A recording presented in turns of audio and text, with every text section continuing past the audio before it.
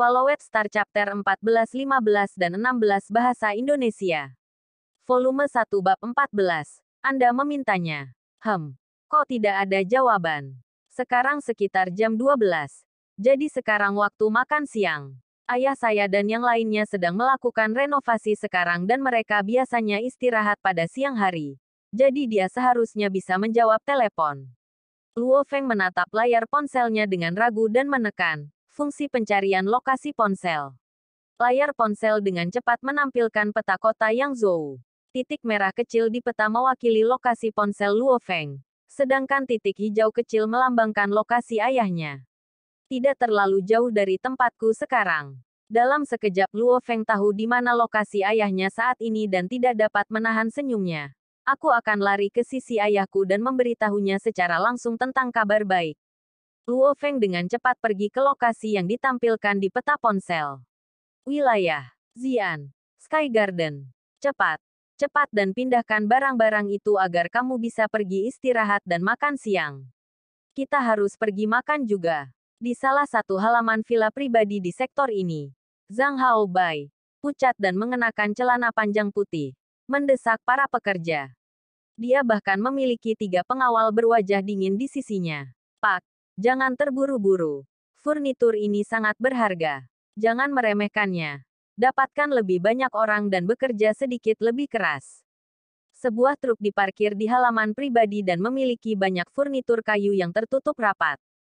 Furnitur kayu saat ini sangat berharga dan mahal. Mereka adalah barang mewah yang hanya dimiliki sedikit orang.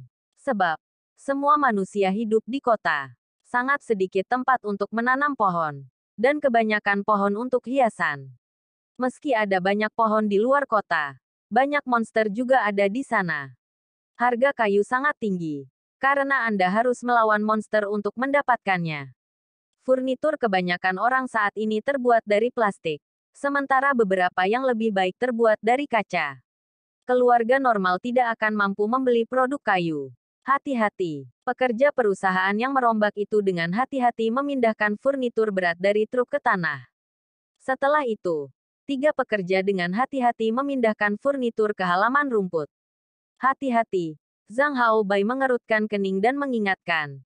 Ini adalah furnitur yang terbuat dari kayu asli berkualitas tinggi. Kalau dilanggar pasti akan mendapat masalah dengan bosmu. Ketiga pekerja itu dengan hati-hati memindahkan furnitur. Perabotannya sangat berharga dan berat. Sekitar 1000 kek. Sedikit pekerjaan bagi ketiga pekerja ini untuk memindahkannya. Berhenti dan istirahat sebentar. Pindahkan ke dalam rumah dalam satu tarikan napas nanti. Pekerja yang mengangkat di depan memerintahkan. Taruh di sini sekarang. Perlahan. Pelan-pelan, ketiga pekerja itu perlahan meletakkan furnitur di halaman. Hanya setelah melakukan itu barulah mereka bisa menegakkan punggung dan menghirup udara segar. Old Luo. Aku sudah lapar setelah melakukan itu. Seorang pekerja jangkung mulai meregangkan tubuhnya. Setelah memindahkan ini dan 2 perabot lagi, kita akan selesai. Setelah itu, kita semua bisa makan bersama. Luo Hongguo tertawa sambil melihat kedua pekerja lainnya. Dia menyeka keringatnya dengan kemejanya. Saat itu bulan Juni dan hampir jam 1 siang. Jadi itu adalah waktu terpanas hari itu. Bagi mereka bertiga untuk memindahkan perabot berharga seberat 1000 kilogram. Itu pasti pekerjaan yang pahit. Bekerja lebih cepat. Zhang Haobai memerintahkan dengan tidak sabar. Luo Hongguo membungkuk untuk meraih furnitur. Teman-teman, bekerja keras dan pindahkan furnitur ini ke dalam. Ayo. 1, 2, 3. Ke atas. Luo Hongguo dan kelompoknya bersama-sama naik dan dengan hati-hati menaiki tangga. Mereka dengan cepat memasuki rumah dan segera keluar. Ketika Luo Hongguo dan kelompoknya berjalan melewati Zhang Haobai. Zhang Haobai mengerutkan kening setelah mencium keringat yang keluar dari mereka. Orang miskin akan menjadi orang miskin. Melakukan pekerjaan pahit seperti ini. Mereka akan memiliki kehidupan yang pahit selama sisa hidup mereka. Pikir Zhang Haobai dalam hati. Ayah Zhang Haobai kaya. Jadi dia lahir dalam keluarga kaya. Zhang Haobai selalu memandang rendah orang-orang yang berada di bawah masyarakat. Baginya, mereka yang mau melakukan pekerjaan pahit semacam ini tidak memiliki semangat juang dan pantas menjalani hari-hari pahit mereka. Hati-hati. Jangan sentuh gerbangnya. Luo Hongguo dan kelompoknya dengan hati-hati memindahkan furnitur selangkah demi selangkah. Kemeja mereka basah kuyup oleh keringat. Tetesan keringat bocor dari kepala dan mengalir ke leher mereka. Istirahat sebentar di luar rumah. Luo Hongguo meletakkan perabotan dan mengatur napas mereka. Ayo. 1, 2, 3. Naik. Meskipun Luo Hongguo dan kelompoknya lelah, mereka telah melakukan ini selama 20 hingga 30 tahun. Jadi mereka terbiasa. Mereka tahu batasan mereka. Jadi kesalahan jarang terjadi. Segera setelah itu, Luo Hongguo dan kelompoknya pergi untuk memindahkan perabot terakhir. Ini benar-benar panas. Zhang Haobai mengangkat kepalanya dan melihat ke arah langit. Saudara Wang, kita akan pergi makan di restoran terdekat nanti. Terima kasih Tuan Muda. Ketiga pengawal itu tertawa sebagai jawaban. Zhang Haobai melirik perabot terakhir yang dibawa ketiga pekerja itu dan mendengus dari hidungnya. Dia secara alami membenci jenis petani ini. Tiba-tiba, tatapannya tertuju pada marmer yang digunakan untuk trotoar. Salah satu ubinnya retak, yang secara tidak sengaja dibuat saat dia berlatih tanding dengan pengawalnya beberapa hari yang lalu. Mata Zhang Haobai berbinar. Saya kekurangan uang akhir-akhir ini dan sekarang adalah kesempatan bagus untuk menghasilkan uang. Saat ini, Luo Hongguo dan kelompoknya sedang sibuk memindahkan furnitur ketiga. Tiba-tiba, sebuah ponsel berdering. Luo Hongguo, yang saat ini sedang memindahkan furnitur, bersukacita di dalam hatinya. Itu pasti dari Feng.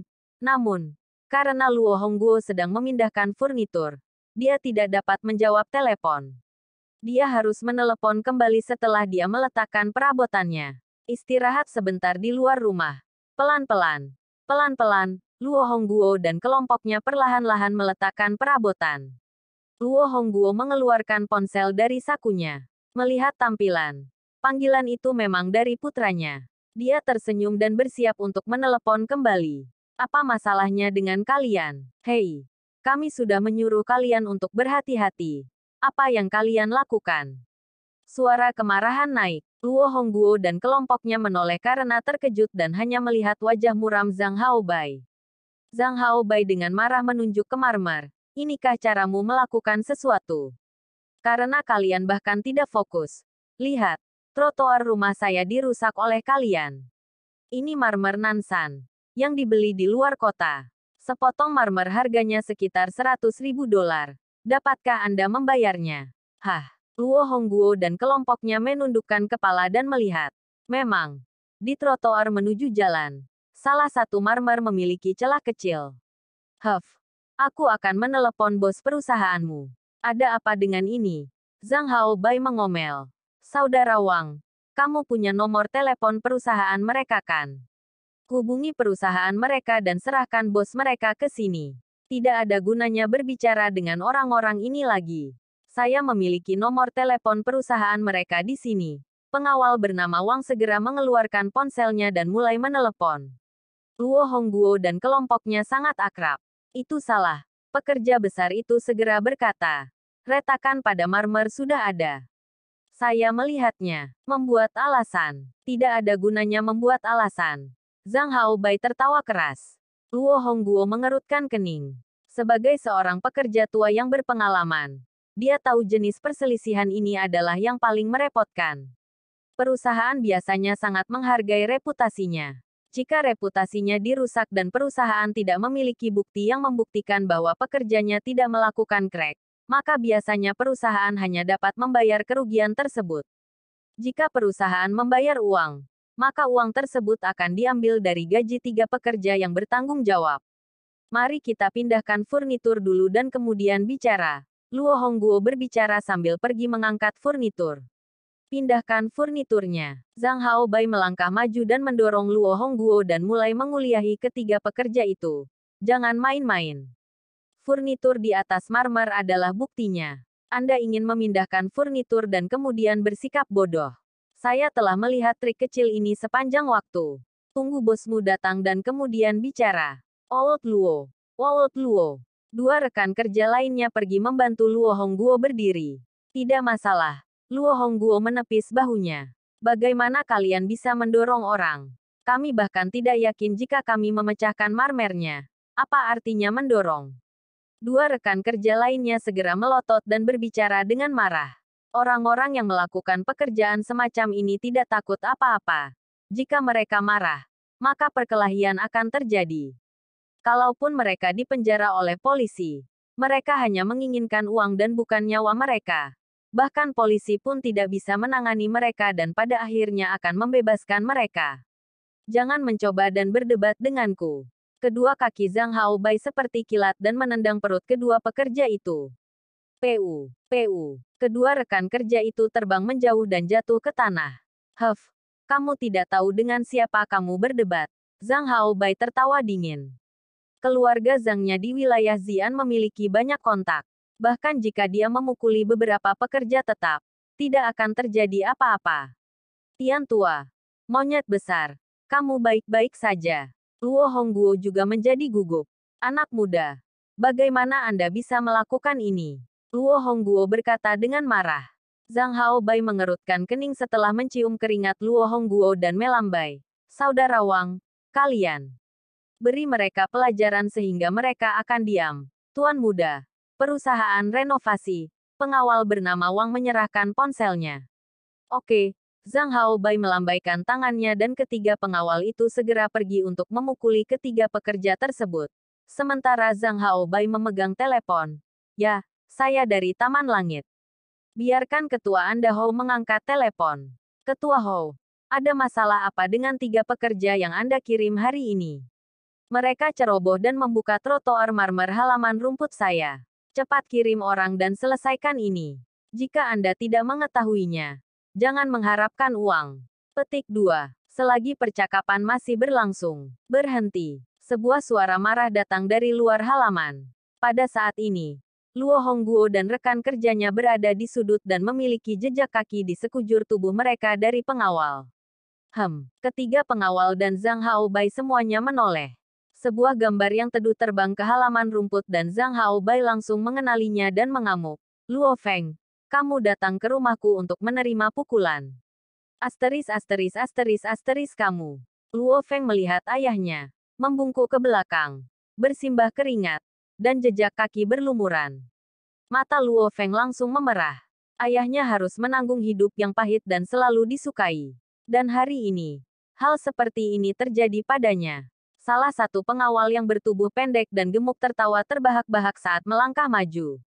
Minggirlah, Luo Feng berteriak dan kakinya, seperti kilat, menendang dengan kasar. Pengawal bahkan memblokirnya dengan tangan kanannya. Peng, tendangan berat itu segera melebarkan mata pengawal pendek gemuk itu. Dia terbang 4 hingga 5 meter di udara sebelum jatuh kembali ke tanah. Dua pengawal lainnya tercengang. Luo Feng, kamu berani memukul anak buahku. Zhang Haobai memelototi dan berteriak. Kamu yang memintanya. Kamu. Luo Feng berteriak marah saat dia melotot dengan keras dan mengatupkan giginya. Volume 1 bab 15. Saya akan bekerja sama. Serang bersama. Wajah Zhang Haobai memerah karena marah saat dia melambaikan tangannya dengan marah. Luo Feng ini berani mengacaukan wilayahnya dan menyerang pengawalnya. Hati-hati. Tendangannya berat. Pengawal gendut di tanah itu mengusap perutnya. Beberapa darah bocor dari sisi mulutnya dan dia tidak bisa bangun untuk sementara waktu. Kido. Pikir kamu tangguh ya? Pengawal bernama Wang dan pengawal lainnya bergegas ke arah Luo Feng. Karena mereka telah menyaksikan kekuatan Luo Feng, mereka berhati-hati untuk tidak meremehkannya. Pada saat ini, Luo Feng bergegas ke sisi ayahnya. Tetapi sebelum dia dapat mengatakan apapun, Luo Hongguo berteriak, "Aku baik-baik saja, Feng, di belakangmu." Dalam sekejap kedua pengawal itu datang dari kiri dan kanan untuk menyerang Luo Feng secara bersamaan. Bahkan Zhang Haobai datang untuk mengejar. Mereka bertiga bersama. Luo Feng melirik sudut matanya dan langsung berbalik. Dengan kekuatan yang datang dari rotasi, dia menembakkan lengan kanannya dalam bentuk pedang dan memotong ruang di depannya seolah-olah itu adalah pedang tempur. Lengan itu menyebabkan arus yang kuat bertiup di depannya. Tidak bagus. Wajah pengawal bernama Wang langsung berubah dan dia berlari untuk memblokir lengan Luo Feng dengan kedua lengannya. Peng. Suara dampak. Pedang Luo Feng dengan kuat mengenai kedua lengan pengawal bernama Wang. Pengawal bernama Wang merasa bahwa lengannya bukan miliknya lagi. Mereka sangat sakit sehingga tidak ada perasaan untuk sesaat. Lengan kanannya jatuh tanpa daya dan dia mundur sambil berteriak. Lengan kananku patah. Apa? Zhang Haobai, yang bersiap-siap untuk bergerak, terkejut. Pengawalnya semuanya adalah anggota elit dojo. Luo Feng, juga seorang anggota elit, harus memiliki kekuatan yang setara. Tidak mungkin serangannya bisa mematahkan lengan pengawal bernama Wang, yang juga seorang anggota elit. Tidak baik, pengawal bernama Wang terluka. Jadi hanya pengawal jangkung berbaju hitam yang tersisa. Dia terkejut dan marah saat menyaksikan kekalahan rekan-rekannya. Pengawal berbaju hitam itu mengatupkan giginya dan melolong saat dia melakukan tendangan dan pukulan secepat kilat. Suara mendesing. WHOOSH. Luo Feng sangat cekatan. Jadi hanya butuh 2 ayunan untuk menghindari 2 serangan itu. Dia kemudian bersiap untuk pukulan yang kuat. Dia mengangkat tangan kanannya tinggi-tinggi di udara dan menyerang. Potongannya seperti pisau. Ini terlalu cepat. Pengawal berbaju hitam tidak bisa mengelak. Jadi dia hanya bisa meletakkan tangannya di atas untuk memblokir dan mengatupkan giginya saat menerima serangan. Saat serangan menakutkan Luo Feng turun, hati pengawal itu dipenuhi ketakutan. Jangan. Pengawal kehilangan perasaan di kedua lengannya dan mereka dilunakkan oleh serangan Luo Feng. Namun, potongan Luo Feng tidak kehilangan momentum. Setelah mengenai lengan pengawal, itu jatuh di bahunya. Tenaga lebih dari 1000 kek langsung membuat pengawalnya berlutut di tanah. Bagaimana ini mungkin? Zhang Haobai, yang bersiap-siap untuk serangan diam-diam, berhenti karena shock. 3 pengawal. Yang satu memegangi perutnya saat dia mencoba memanjat. Yang lain mengalami patah lengan. Dan yang lainnya berlutut di tanah hanya dengan 1 potong. Zhang Haobai, mata Luo Feng seperti api, seolah hendak memakan seseorang. Apa sih yang kamu lakukan? Luo Feng, apa yang kamu lakukan? Zhang Haobai dengan cepat mundur 2 langkah dan berteriak. Ini rumah saya. Beraninya kau menerobos ke sini dan memukul orang-orangku dan masih bersikap sombong. Petik 2. Kamu berani memukul ayahku. Tendang ayahku. Luo Feng mengepalkan tinjunya. Semua otot di tubuhnya seperti baja dan uratnya seperti cacing. Ayahmu. Aku bahkan tidak tahu siapa ayahmu. Bagaimana aku bisa memukul ayahmu dan menendang? Zhang Haobai tiba-tiba melihat ke arah ketiga pekerja yang masih kotor dan penuh jejak kaki. Dia segera menyadari mengapa Luo Feng menerobos masuk tanpa mengatakan apa-apa dan mulai menyerang. Zhang Haobai memandang Luo Feng, yang sepertinya hendak memakan seseorang, dan langsung melolong. Luo Feng, aku peringatkan, kamu. Peng. Luo Feng menendang dengan tajam. Kakinya, seperti kilat, menghantam perut Zhang Haobai, yang menyebabkan Zhang Haobai terbaring di lantai dengan wajah memerah. Peringatan. Pantatku. Luo Feng mencengkeram kerah Zhang Haobai. Cengkeramannya menyebabkan Zhang Haobai digantung di udara. Kamu. Zhang Haobai ingin berbicara. Tapi dia dicengkeram kerahnya dan benar-benar ditangguhkan, yang memberikan banyak tekanan pada lehernya. Itu sudah sulit untuk bernafas.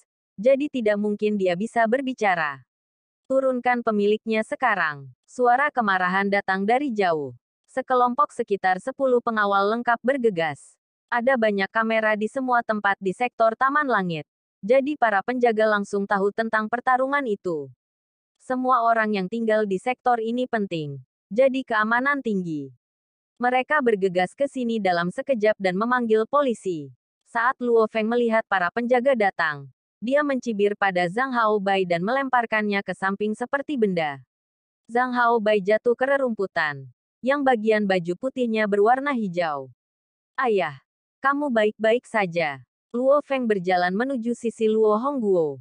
Bukan apa-apa, hanya beberapa goresan. Luo Hongguo memandang para pengawal yang tampak kesakitan dan wajah sakit Zhang Haobai dan dengan cemas berkata dengan suara rendah, Feng, kenapa kamu bahkan tidak tahu bagaimana mengendalikan kekuatanmu? Anda memukuli mereka seperti ini. Jadi biaya pengobatan pasti tinggi. Mereka bahkan bisa menuntutmu. Ya, Feng. Kamu agak berlebihan, pekerja lain khawatir. Tidak masalah. Kerja bagus. Mereka bahkan tidak memperlakukan kami seperti orang sebelumnya, kata pekerja tinggi lainnya dengan marah. Penjaga sektor ini mengenal keluarga kaya dengan baik. 3 pengawal keluarga Zhang semuanya adalah pengawal elit dan merupakan anggota elit dari dojo. Sekarang mereka semua menderita luka parah. Mereka tidak akan memprovokasi Luo Feng untuk sementara waktu. Meskipun Anda dibayar untuk menjadi pengawal, tidak ada yang mau dipukuli dan tulangnya retak seperti ketiga pengawal itu. BEEP. BEEP. Tiba-tiba terdengar suara sirene polisi. Jadi semua orang menoleh dan melihat satu mobil polisi dengan cepat berhenti di depan gerbang keluarga Zhang. Keempat pintu mobil terbuka dan 4 polisi berlari keluar. Polisi ada di sini. Para penjaga segera menyingkir. Tidak bagus. Polisi ada di sini. Luo Hongguo dan kelompoknya semua terkejut. Dan Luo Hongguo menyeret Luo Feng ke sudut dan dengan cepat berkata dengan suara rendah, "Feng, kamu melukai mereka. Jadi akan ada masalah begitu Anda tiba di kantor polisi. Jangan terburu-buru. Aku akan segera mencarikanmu pengacara." "Ayah, aku lulus ujian calon petarung," Luo Feng berkata pelan. Hanya dengan satu kalimat ini, Luo Hongguo yang sangat tidak sabar segera menjadi santai dan menghela nafas lega. "Benarkah? Itu hebat, Feng. Jika kamu lulus ujian, bahkan polisi itu tidak punya hak untuk menahanmu." Petik 2. Calon petarung menjadi petarung setelah mengikuti ujian tempur petarung.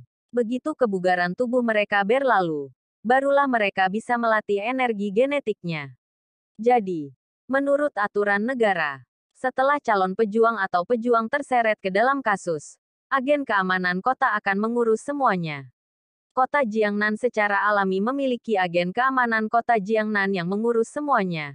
Jadi polisi biasa tidak memiliki hak untuk menahan mereka. Namun, ayah, otoritas yang lebih tinggi masih perlu menyetujui kepergian saya. Akan memakan waktu beberapa hari lagi sampai dokumen calon petarung tiba di rumah saya dan diperbarui di profil saya. Luo Feng berkata pelan. Jadi, menurut hukum, saya secara teknis bukan calon petarung sekarang. Aku hanya akan menjadi satu dalam beberapa hari lagi. Petik 2. Luo Feng secara resmi menjadi calon petarung saat direkam ke profil publiknya. Bahkan jika ada masalah beberapa hari ini, tidak ada masalah. Hubungi dojo batas dan minta mereka menjamin saya dan buktikan bahwa saya lulus ujian calon pejuang. Setelah itu, saya bisa segera meninggalkan kantor polisi. Luo Feng berkata. Namun, jika tidak ada masalah, maka tidak perlu melalui semua kerumitan itu.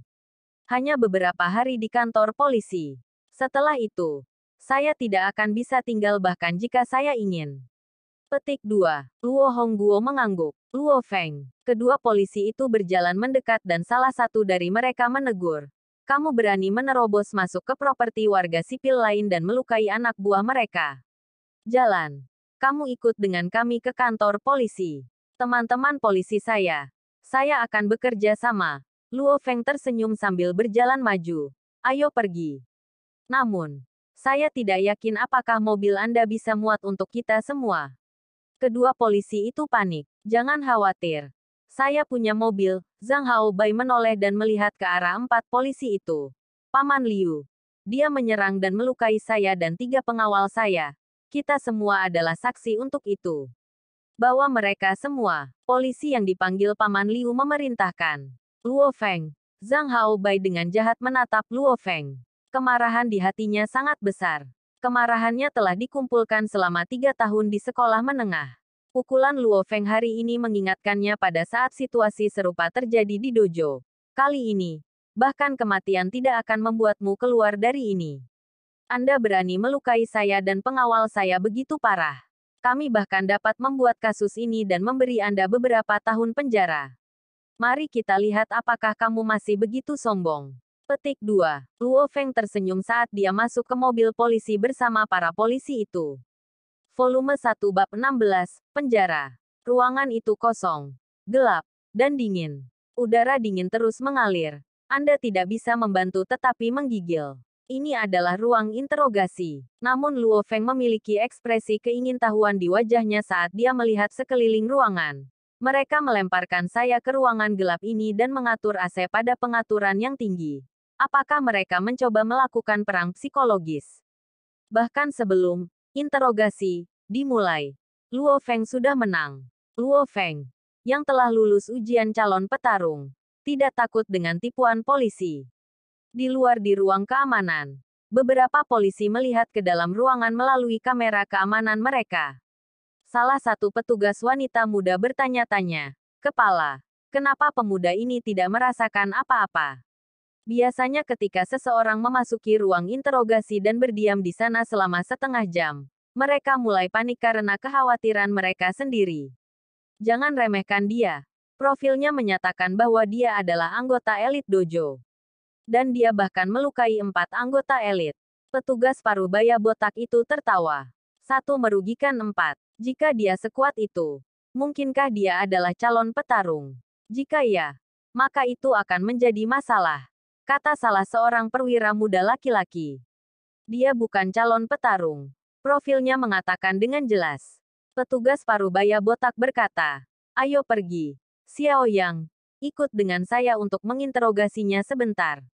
Ya, kepala, di dalam ruang interogasi. Luo Feng telah menunggu lebih dari setengah jam.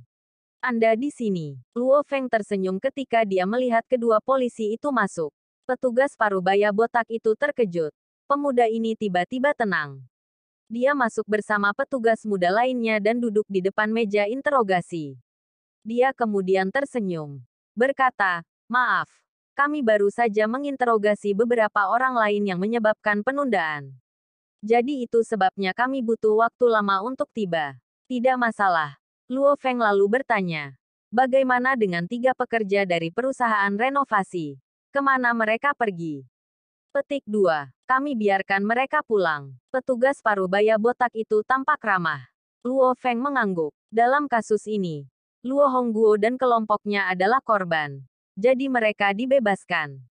3 pekerja dari perusahaan renovasi dan Zhang Haobai serta 3 pengawalnya semuanya memberitahu kami semua tentang apa yang terjadi.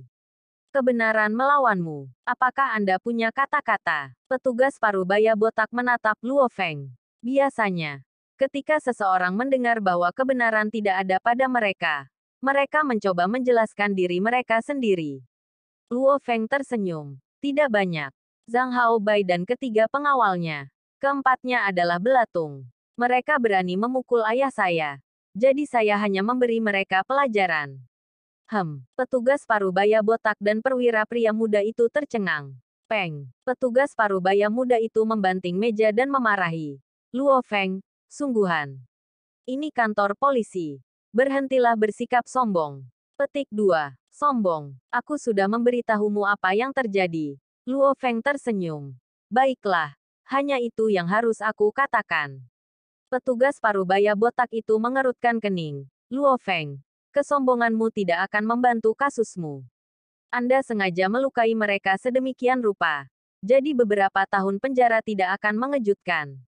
Anda lebih baik menjelaskan kejadian-kejadian yang terjadi secara rinci. Tidak banyak yang bisa saya katakan. Luo Feng berkata sambil menggelengkan kepalanya. Petugas parubaya botak itu mengerutkan kening.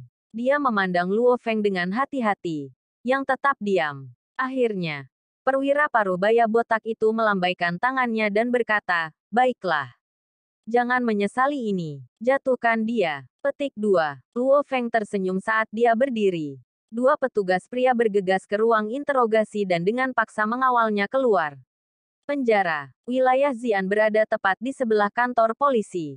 Pengaruh para pejuang telah menyebabkan masyarakat saat ini banyak berkelahi dan tawuran, sehingga banyak orang yang ditahan di sini. Setiap daerah memiliki penjara sendiri untuk menahan orang-orang ini.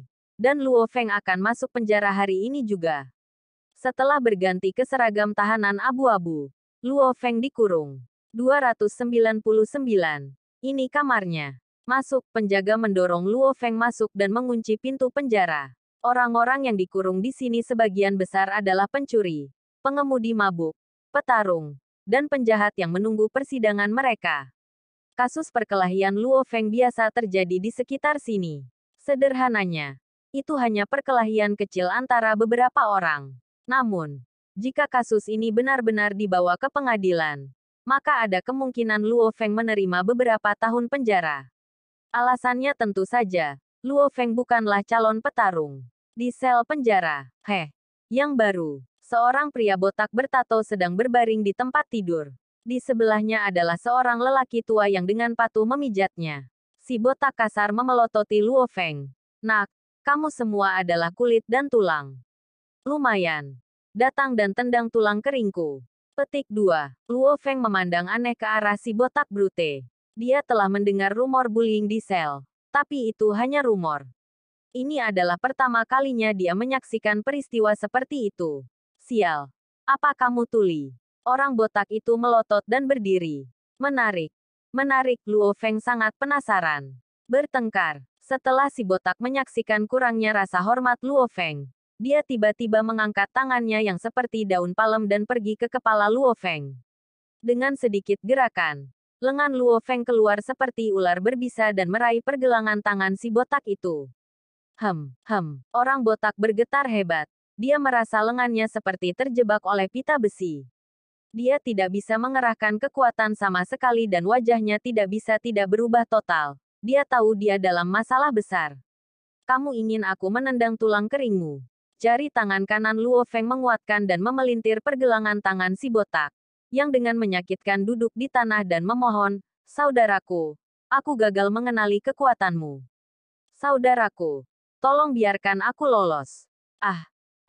Rasa sakit yang hebat membuatnya berteriak tak terkendali. Luo Feng mengerahkan kekuatan dan melemparkan hewan botak itu ke dinding. "Katakan padaku kapanpun kau ingin aku menendang tulang keringmu," kata Luo Feng dengan humor yang tidak menyenangkan. Dengan itu, dia tiba-tiba melompat. Dan dengan bantuan tangan kanannya, dia sudah terbaring di tempat tidur.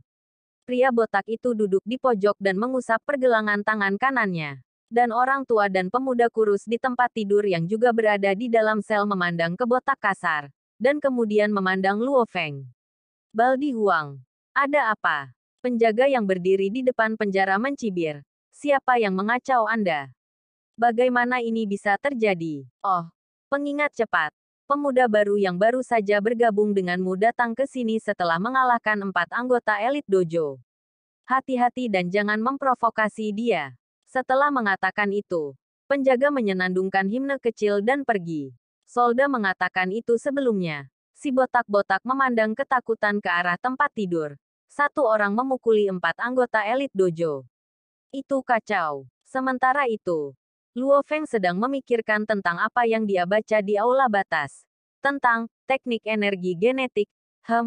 Karena saya tidak ada hubungannya di sini. Ketika hari sudah gelap, saya mungkin juga mencoba untuk latih energi genetik saya.